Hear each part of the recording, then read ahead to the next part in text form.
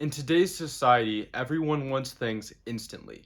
You get instant gratification when you're scrolling on TikTok, and every single thing in your life comes so easy. This is why there are so many fad diets. Fad diets being just a trendy diet that promises to lose way more weight than you realistically will, and even if you lose it, you're realistically just going to gain it right back. So, how do you actually lose fat, and how do you actually keep that off for the rest of your life? First of all, the most and only thing that matters when it comes to losing weight is a calorie deficit.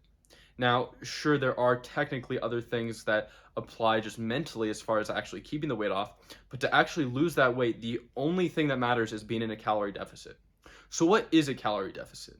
A calorie deficit, simply explained, is just being in a deficit of how many calories you are consuming each day.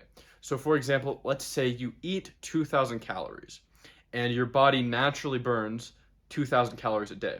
That is maintenance. You will not lose and you will not gain any weight if that is the case.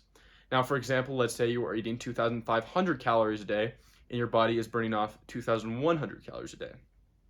This means that you are in a 400 calorie surplus, and this means that you are going to continue gaining weight.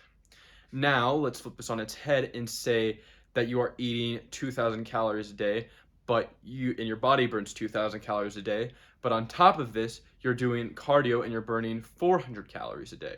Now you're in a deficit of 400 calories, and this means you are going to slowly lose weight. So that is essentially what a calorie deficit is summed up. So first thing is, don't follow crash diets. Don't try to take what I just said as far as a calorie deficit goes and say, okay, I'm going to eat 1,000 calories a day, and I'm going to be on the treadmill for 10 hours, and I'm going to lose 100 pounds in 4 weeks. Yeah, you might, but the problem is great, you lost 100 pounds, fantastic, good for you.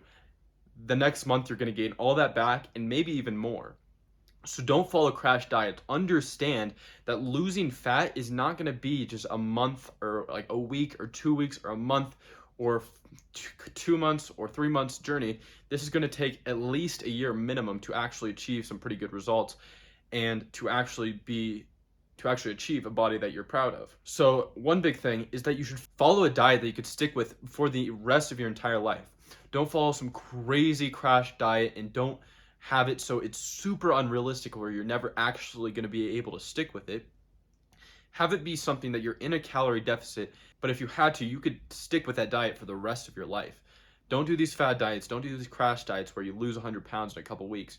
Instead, just lose the weight over a course of a period of time, and that's how you're going to keep it off. Another thing is, don't neglect cardio. Sure, it is very important to make sure that your calories are very low. Well, not very low, but just in a deficit.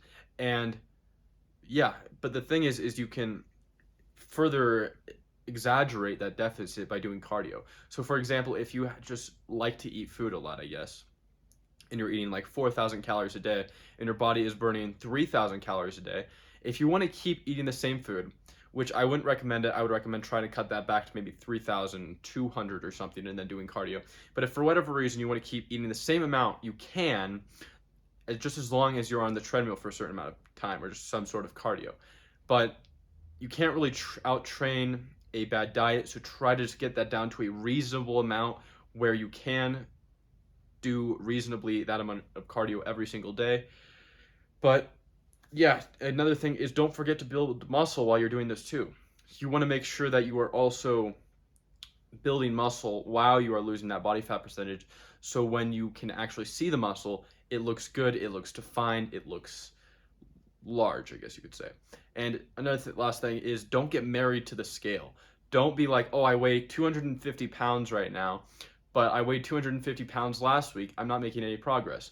The thing is if you're also gaining muscle, that number on the scale might not change a ton, and this is because you're building muscle at the same time that you're losing fat, so you might gain a pound of muscle and lose a pound of fat, but that doesn't mean that you're just still at the same body composition. It doesn't mean that you're 250 pounds at the same place you were last time. It means you're 250 pounds with 1 extra pound of muscle and 1 less pound of fat. So, as always, strive for greatness.